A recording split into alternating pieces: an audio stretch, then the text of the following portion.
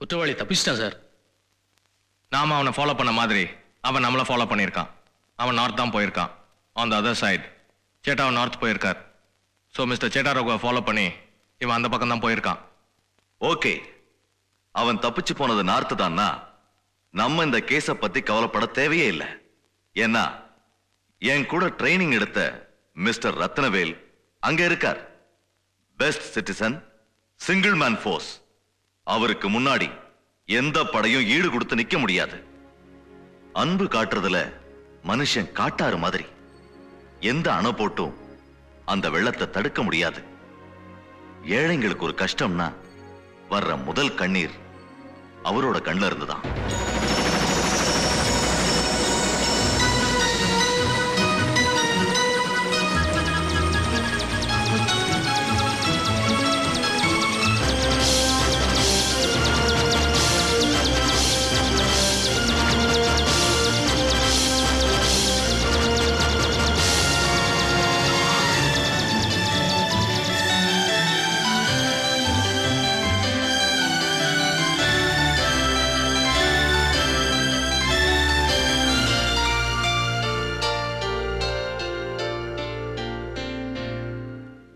Welcome mister Rathnavel, deputy director of CBI north.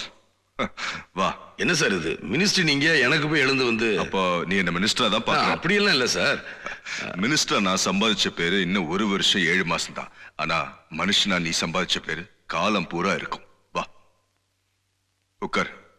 Rathnavel, உனக்கு தெரியாது இல்ல, ஜாதி மதம் அரசியல் கோயில் கட்டுறது இடிக்கிறதுன்னு பிரச்சனைகளுக்கு பஞ்சம் இல்லாம வாழ்ந்துகிட்டு இருக்கோம். இப்பவும் ஒரு முக்கியமான பிரச்சனையை உங்ககிட்ட ஹேண்ட் ஓவர் பண்ணதான் கூப்பிட்டேன். Food corporation officials, IAS officers, civil supplies எல்லாம் வெயிட் பண்ணிட்டு இருக்காங்க. சார், இவ்வளவு அதிகாரிகளுக்கு மத்தியில அப்படி என்ன? வெயிட், முதல்ல இந்த டாக்குமெண்ட்ரி பாரு. ஆபரேட்டர் ஆன் பண்ணுங்க. அடிமை காற்று புயலாய் வீசிய 1942ஆம் ஆண்டு இயற்கை தன் கண்ணை மூடியதால் மழை இல்லை. பஞ்சம் பஞ்சம் பஞ்சம். ஏழை மக்களை விழுங்கி பஞ்சம் தன் பசியை தீர்த்து கொண்டது. ஓடி பிடித்து விளையாட வேண்டிய குழந்தைகள் அடித்து கொண்டார்கள். கைப்பிடித்து நடக்க வேண்டிய தம்பி அண்ணன் கையிலிருந்து சோற்றை பிடுங்குகிறான். குறைந்தபட்ச தேவையை கூட பூர்த்தி செய்ய முடியாத நிலையில் இருந்தது அன்றைய இந்திய உணவு உற்பத்தி. தட்டேந்தி இவர்கள் கேட்பது சோற்று பிச்சை இல்லை, உயிர் பிச்சை. பசியும் பட்டினியுமான அந்த துயரம் மிகுந்த நாட்களின் கண்ணீர் இந்திய சரித்திரத்தின் கருப்பு பக்கங்களில் ஈரம் காயாமல் இன்னும் அழுது கொண்டே இருக்கிறது. தாய் மாண்டு போனது தெரியாமல் அவள் மார்பில் பால் தேடும் குழந்தை. எண்ணிக்கையற்ற ஏழைகளின் பட்டினி பயணம் இறுதி யாத்திரையில் போய் முடிந்தது. விடுதலை பெற்ற சுதந்திர இந்தியா 1950இல் 50 மில்லியன் டன் உற்பத்தி போதாத நிலையில் வெளிநாட்டில் கையேந்தினோம். கேள்விக்குறியாகவே இருந்த மழைக்கு தீர்வு கண்டார்கள். பூமியிலிருந்தே மழை பெய்தது. விமானத்திலிருந்து உரங்கள் தூவப்பட்டன. பசுமை புரட்சி. உணவு கிடங்குகள் அரிசி மூட்டைகளால் நிறைந்தன. ஆனால் ஏழைகளின் வயிறு நிரம்பவே இல்லை. இல்லாமையால் பட்டினி கிடந்தது போக மூட்டை மூட்டையாக இருந்தும் இப்போது இல்லாமை. இதற்கு காரணம் பதுக்கல்காரர்கள், கடத்தல்காரர்கள். 2001 ஒருவேளை கஞ்சிக்கு கூட வழி இல்லாத ஒரிசா மக்களுக்கு மாங்குட்டைகள் தான் உணவு. அந்த மாங்குட்டைகளால் தினம் மாண்டு போகிறார்கள் மக்கள். பசியை போக்க வேறு வழி இல்லாததனால் ஏழைகளின் இந்த அவலம் இன்றும் தொடர்கிறது. இது என்று முடியும்?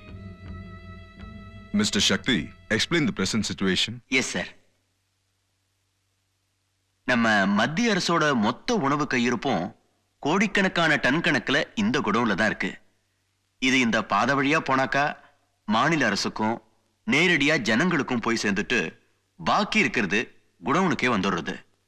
ஆனா இங்க நடக்கிறது என்னன்னா, இங்கிருந்து புறப்படுற உணவு டைவர்ட் ஆகி 31% பிளாக் மார்க்கெட்ல பதுக்கி வைக்கப்படுறது.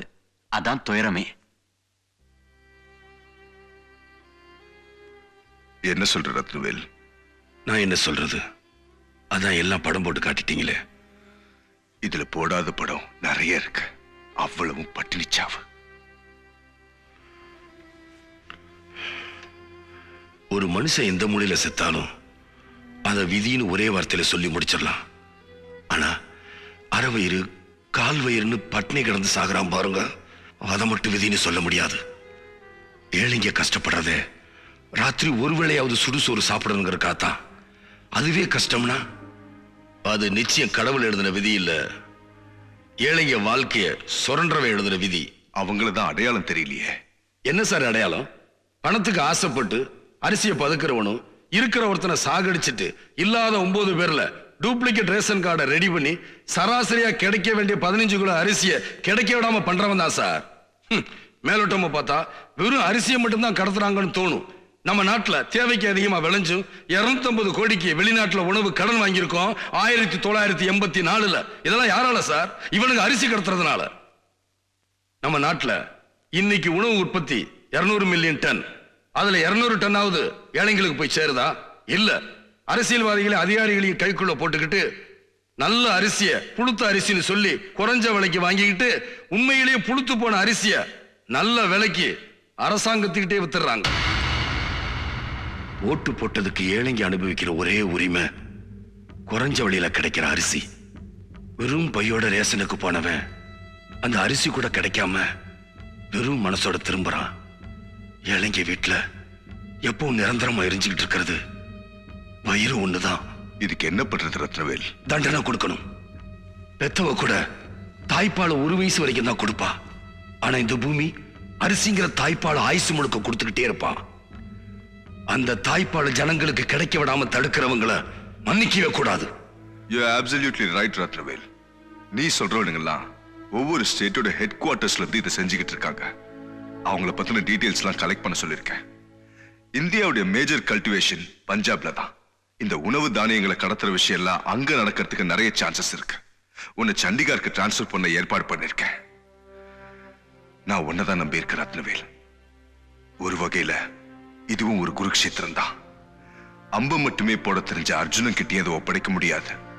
உபதேசம் மட்டுமே செய்ய தெரிஞ்ச கண்ணன் கிட்டே இதை ஒப்படைக்க முடியாது. கண்ணனாவும் அர்ஜுனனாவும் இருக்கிற ஒருத்தனாலதான் இந்த போர்ல ஜெயிக்க முடியும். அந்த ஒருத்தன் நீதான். இப்ப போர்ல ஜெயிக்கிறத விட காயம்பட்டவங்களுக்கு மருந்து போடுறதா ரொம்ப முக்கியம் சார். நான் உடனே ஒரிசா கிளம்புறேன். All the best Rathnavel. Thank you sir. Okay.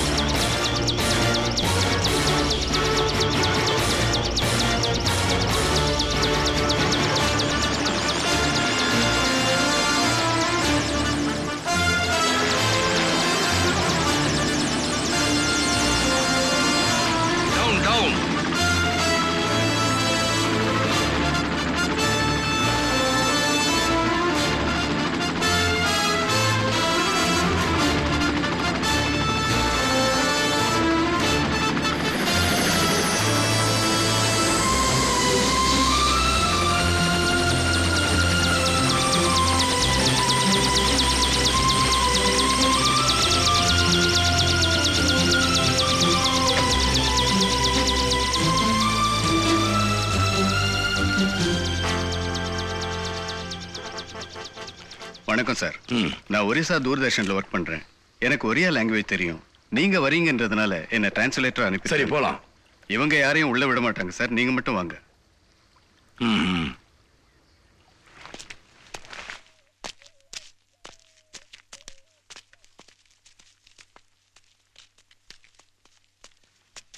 இவங்கெல்லாம் ஸ்டூடெண்ட் சார். யூத் சோஷியல் வெல்ஃபேர்னு ஒரு அமைப்பு வச்சு நடத்திட்டு இருக்காங்க. அம்மா அஸ்விதா சார், தேக்வந்த் அஸ்விந்தி.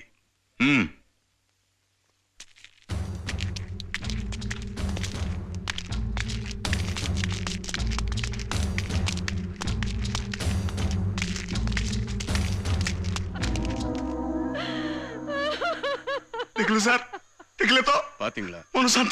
இப்ப உங்க மனசுக்கு திருப்தியா இருக்கா? இத்தனை பணத்தை ஒரே இடத்துல நீங்க பாத்திருக்க மாட்டீங்க. வியாதி வந்து ସୁଇସାଇଡ୍ କରି தற்கொலை பண்ணிக்கிட்டோ சாகல ଭୋକ ବିକଳରେ ଡହଳ ବିକଳ ହେଇ ஒரு பருக்கு சோறு ଖାଦ୍ୟ கூட ଖାଇ கிடைக்காம ମରିଛନ୍ତି ଏମାନେ பட்டினி கிடந்து பரிதாபமா அநியாயத்துக்கு செத்து போயிருக்காங்க சார். ଏମାନେ ଏମାନେ ଏମାନେ ଆଜି ପର୍ଯ୍ୟନ୍ତ ଯାହାକୁ ଖାଦ୍ୟ ବୋଲି କହି ଖାଇ ଆସିଥିଲେ இத்தனை பேர் பரிதாபமா செத்ததுக்கு ଏମାନଙ୍କ ମରିବା ପାଇଁ உங்க ଆପଣଙ୍କ அரசாங்கம் ସରକାର தான் ଦାୟୀ காரணம். ଆଉ ସେ ସରକାର உங்க ହାତ ତଳେ கவர்மெண்ட் ବଢୁଥିବା କଳା அரிசி ବଜାରୀ ମାନେ ଦାୟୀ கடத்துறதுக்கும் କଳା ବଜାରୀ பிளாக் ମାନେ மார்க்கெட் காரனுக்கும் உதவியா இருக்கு. ଏମାନେ ଏମାନେ ஆமா କୌଣସି சார். ରୋଗ ବୈରାଗ୍ୟରେ ମରିନାହାନ୍ତି ସାର୍ மனுஷனுக்கு ଏମାନେ எந்த ଏମାନେ நோய் ଆତ୍ମହତ୍ୟା வேணும்னாலும் କରିନାହାନ୍ତି। வரலாம். ଏମାନେ ஆனா ଭୋକ ଉପାସରେ ଡହଳ பசிங்கிற ବିକଳ நோய் ହେଇ மட்டும் ଡହଳ வரக்கூடாது. ବିକଳ ହେଇ ମରିଛନ୍ତି ହଁ ସାର୍ ଏମାନେ ଛଟପଟ ହେଇ ମରିଛନ୍ତି வந்தா இதுதான் முடிவு. ଆପଣ ସରକାର ଲୋକ ହିସାବରେ குணத்துக்கு மட்டும் இல்ல ଯାଆନ୍ତୁ இந்த ନିଆଁ ଲଗେଇ ஊருக்கே ଦିଅନ୍ତୁ கொள்ளி ସେମାନଙ୍କୁ। வச்சிட்டு ପୋଡ଼ି ଦିଅନ୍ତୁ கொள்ளி வச்சு ସେମାନଙ୍କୁ। ଧ୍ୱଂସ ହେଇଯିବ இவன் என்ன ଗାଁ। சார் இப்படி பேசுறான்? ଅନ୍ତତଃ ଆପଣ ସରକାର ஏய், ଟିକେ ଶାନ୍ତି ପାଇବେ ஏய் mister government will take necessary steps. சுமார் What government? Government? କଣ ଦେଖିବ ଗଭର୍ଣ୍ଣମେଣ୍ଟ? କଣ କରିଛି ଗଭର୍ଣ୍ଣମେଣ୍ଟ ଆମମାନଙ୍କ ପାଇଁ? ଗଭର୍ଣ୍ଣମେଣ୍ଟ ଗଭର୍ଣ୍ଣମେଣ୍ଟ ଗଭର୍ଣ୍ଣମେଣ୍ଟ କଣ ଦେଖିବ ଗଭର୍ଣ୍ଣମେଣ୍ଟ? କଣ ଦେଖିବ? এই দেশের হিসাব দেখলে আপনি জানিপারিবে 2001 মସିହା ଜାନୁଆରୀ ମାସର ଖାତା ଦେଖିଲେ ଆପଣ ନିଜେ ଜାଣିପାରିବେ ଏ ଦେଶର ଗୋଦାମରେ 1,93 ଲକ୍ଷ ଟନ୍ ଚାଉଳ ମହଜୁଦ ଥିଲା ବେଳେ ଆମ ସରକାର ନିଜେ ଡିକ୍ଲେୟାର କରିଥିଲେ ମାତ୍ର 84 ଲକ୍ଷ ଟନ୍ ଆମ ଲୋକମାନଙ୍କ ପାଇଁ ଯଥେଷ୍ଟ। କୁଆଡେ ଗଲା ସେ ଚାଉଳ? କୁଆଡେ ଗଲା ସେ ଧାନ? କିଛି ହିସାବ ରଖିଛନ୍ତି? ସବୁବେଳେ ସେ ଦରିଦ୍ରତା ଆମ ପଛରେ ଛାଇ ହେଇ ରହିଯାଇଛି। ସେଇଥିପାଇଁ ଆମ ସରକାର ଆମ ହାତରେ ରେସନ କାର୍ଡ ଧରେଇ ଦେଲେ ଦରିଦ୍ରତା ଘୁଚିଯିବ, ସମସ୍ତଙ୍କୁ ବିନା ପଇସାରେ ଚାଉଳ ମିଳିଯିବ। କାହିଁ ମିଳିଛି?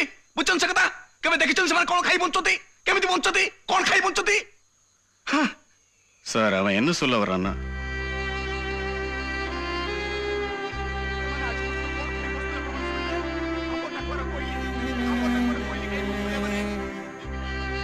କୋଇଲି କି ସିଝେଇ ପାଣିରେ ଯାଉ କରି ମୁଣ୍ଡେ ପିଇ ଦଣ୍ଡେଇ ଯାଉଥିଲେ ଆଜି ସବୁ ଶେଷ ହେଇଗଲା। ଆମର କିଛି ଦରକାର ନାହିଁ ଆଜ୍ଞା। এই দেশের কেতে ধান উৎপাদন হচ্ছে, কেতে চাউল আସୁଛି, আমার କିଛି দরকার নাই।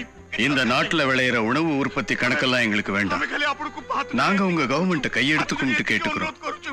எங்களுக்கு நல்ல அரிசி கூட வேண்டாம். குடோன்ல எலி தின்ன மிச்சம் மீதி அரிசி இருந்தா கூட போதும். ভোক লাগি নষ্ট হয়ে যাଉଛି। সেই মুসাকা இங்க உள்ளவங்க உயிரோட இருப்பாங்க. ஓ இந்த ஏழை கீதம் என்று இறைவன் காதில் கேட்கும்.